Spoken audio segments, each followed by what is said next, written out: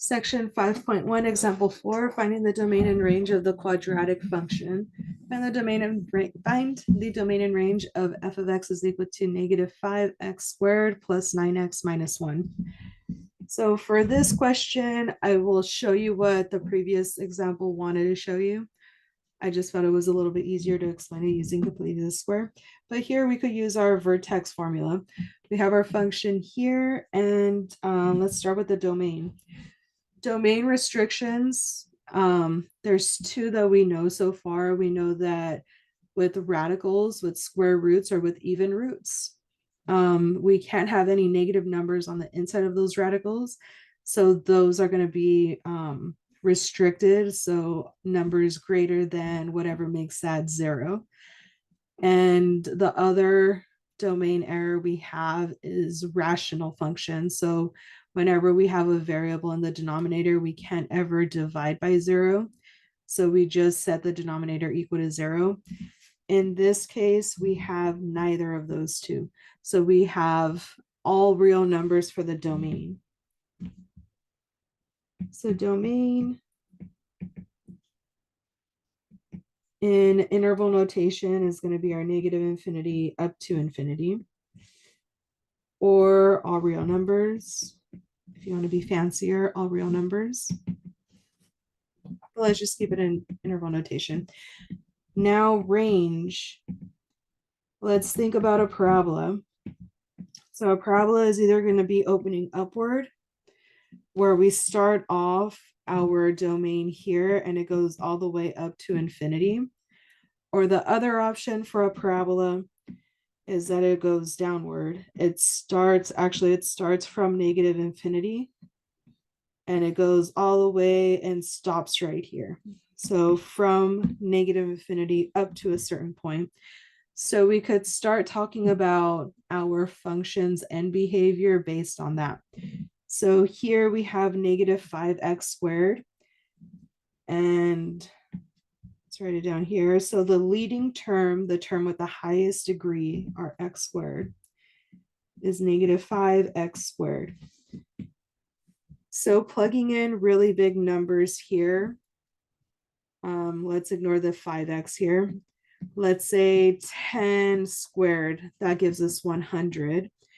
And us looking at 100 squared, that gives us 10,000.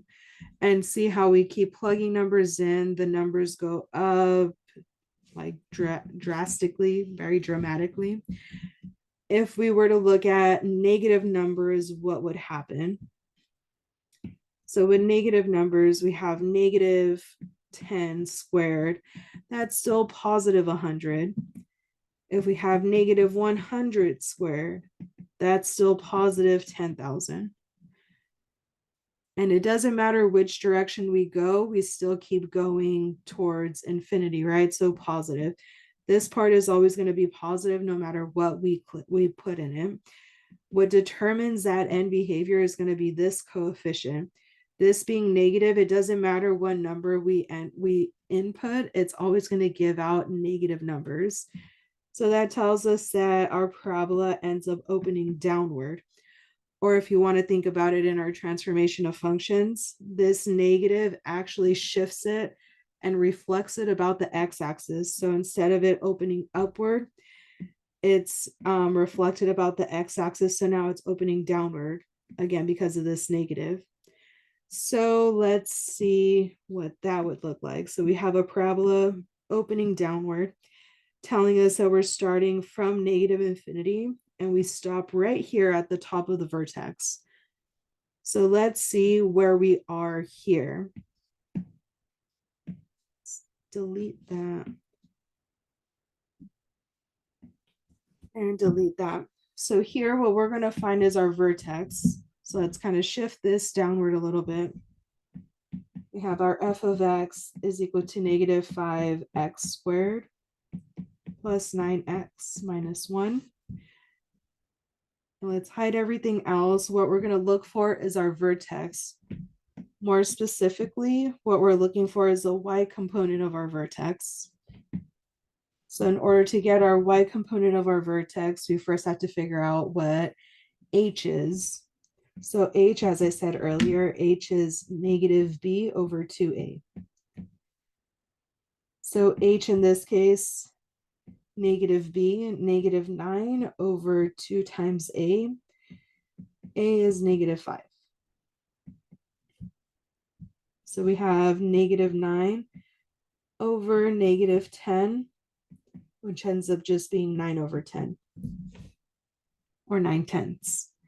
So that's h component of our vertex. Let's figure out what k is. K is f of 9 over 10. So that tells us that we're evaluating our function at 9 over 10. So in our function here, every time we see an x, we're going to plug in 9 over 10. So negative 5, 9 over 10 squared, plus 9 times 9 over 10, and minus 1. So we have negative 5. Let's multiply these two or square those. 9 squared is 81. 10 squared is 100.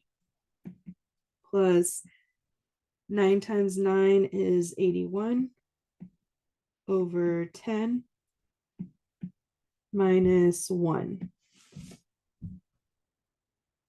So here I see that 5 divides out with 10 20 times. So we're left with a negative 81 over 20 plus 81 over 10 minus 1. And we have to rationalize this. So we have denominators of 20, 10, and 1. So it looks like our LCD here is going to be 20. So what do we multiply to 20 to get to 20? We don't do anything. We could just leave it. So we have negative 81 over 20 plus, what do we multiply to 10 to get a 20? We're going to have to multiply 2. So multiplying 2 here and 2 to the top, because again, we're just multiplying by 1 if we do that. 81 times 2, that's going to be 162 over 10. Minus, what do we multiply to 1 to get to 20? That's going to be 20, so we multiply both top and bottom by 20.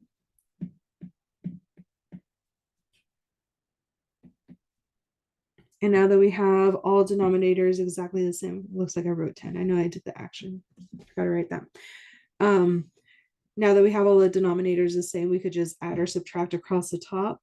And just because I'm a little afraid of messing up, let's add these. So we have a negative 81 plus 162 minus 20. That's 61 over 20. And 61 over 20. Let's kind of get a little bit of clarification with what we have here, what we just found. All of this just told us that our vertex is 9 over 10, comma, 61 over 20.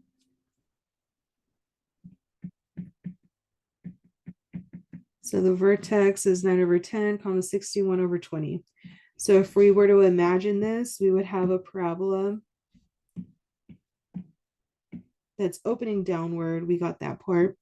And this here is a point 9 over 10, comma, 61 over 20. And our y component of that, the 61 over 20, is where we stop. So our range goes from negative infinity, and it stops up at 61 over 20. And that should be parentheses, not brackets. There we go. That's our domain and range. If you have any questions, please feel free to ask. I know this part is a little a bit much, but if you have any questions, please feel free to ask. Otherwise, bye.